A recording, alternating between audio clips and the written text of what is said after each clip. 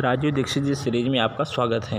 आज हम आपको बताएंगे जैविक खाद बनाने की विधि जो किसानों और खेती दोनों की ज़िंदगी बदल देगी। कृपया वीडियो पूरा देखिए।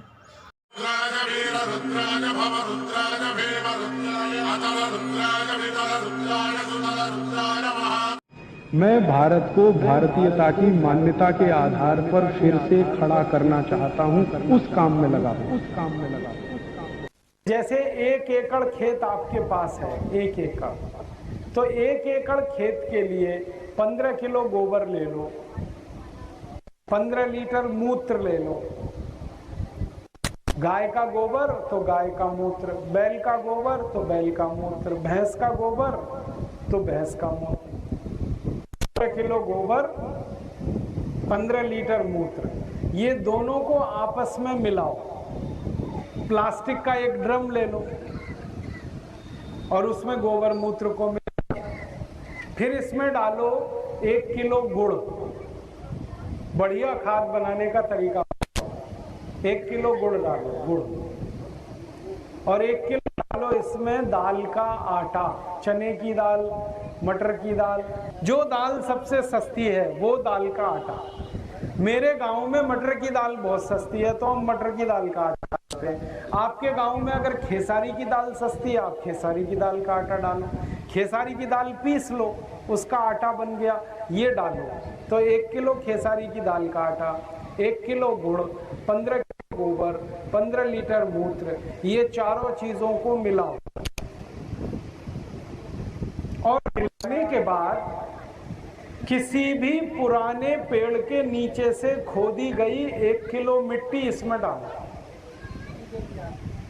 पुराने पेड़ के नीचे से खोदी हुई मिट्टी, पुराना पेड़ कोई भी हो, आम का है, पीपल का है, बरगद का है, अमरूद का है, अनार का है, देवनार का है, चिनार का है, साल का है, शीशम का है, कोई पेड़ पुराना हो, 10, 15, 20 साल पुराना, उसके नीचे से मिट्टी दो 1 किलो, वो मिट्टी इसमें डालो। तो 1 किलो मिट्टी, 1 किलो गुड़, 1 किलो खेसारी की दाल का आटा, 15 किलो गोबर, 15 लीटर मूत्र, ये 5 चीजें मिला के डालनी है। अब मिलाना किसमें है? प्लास्टिक के ड्रम में। अब ये मिला के 4-5 दिन रख दो, इसको चुपचाप रख दो, इसको छेड़खानी मत कर। मिला दिया, रख दिया, 4-5 दिन के बाद ये खाद तैयार हो जाएगी। और 4-5 दिन से लेके 15 दिन के बीच में कभी भी इसको खेत में डाल दो। अब डालेंगे कैसे इसको? इस खाद को खेत में डालने से पहले 200 लीटर इसमें पानी मिलाओ। 200 लीटर पानी, हाँ, 15 किलो गोबर, 15 लीटर मूत्र, 1 किलो गुड़, 1 किलो दाल का आटा, 1 किलो पुराने पेड़ के नीचे से खोदी हुई मिट्टी, ये सबको मिला के 4-5 दिन के लिए रख दिया। फिर इसमें मिलाना 200 लीटर पानी। अब ये पतला पतला घोल तैयार हो गया, इसको खेत की मिट्टी पे छिड़क दो, डब्बा भर भर के छिड़क दो। बस यही, बस ये 1 एकड़ में।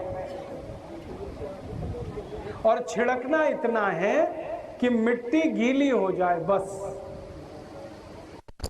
जितने में मिट्टी गीली हो उतना ही छिड़कना, ज्यादा नहीं।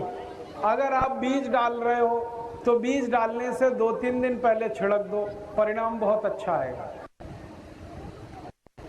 अब इसको कितने कितने दिन पे छिड़कना है? किसी भी खेत की फसल में महीने में 2 बार छिड़कना है, 15 दिन में 1 दिन।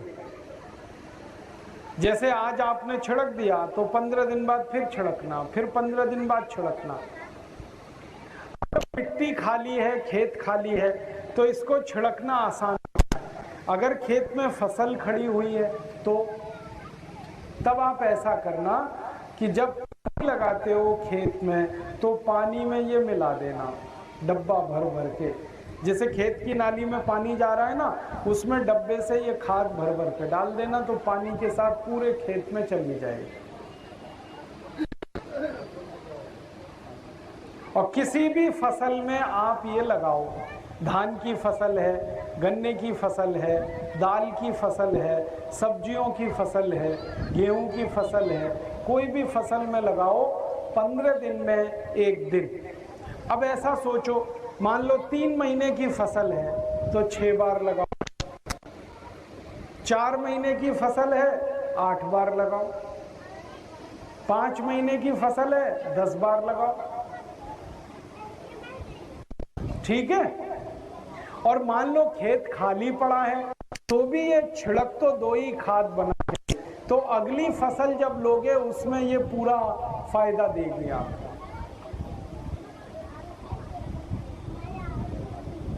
अब इसमें आपने जो चीजें डाली, जैसे गोबर है वो मुफ्त का है, मूत्र है वो मुफ्त का है, गुड़ अगर घर में पैदा होता है तो वो मुफ्त का है, दाल अगर घर में पैदा हो रही है तो बिल्कुल मुफ्त की है, और मिट्टी तो पुराने पेड़ के नीचे से सब जगह मुफ्त में मिली जाती है।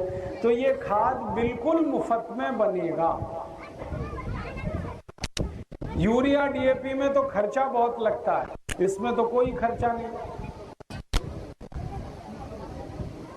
और इससे आप जब करोगे बहुत बड़ा फायदा है। पहला फायदा खर्चा कम हो गया यूरिया डीएपी का, दूसरा फायदा पैदावार ज्यादा होगी, तीसरा फायदा है कि जो अन्न पैदा होगा वो शुद्ध होगा, और चौथा फायदा। आपको यह वीडियो कैसा लगा कमेंट कर अवश्य बताएं, और हाँ, चैनल नहीं सब्सक्राइब किया तो ज़रूर सब्सक्राइब कीजिए। जय हिंद।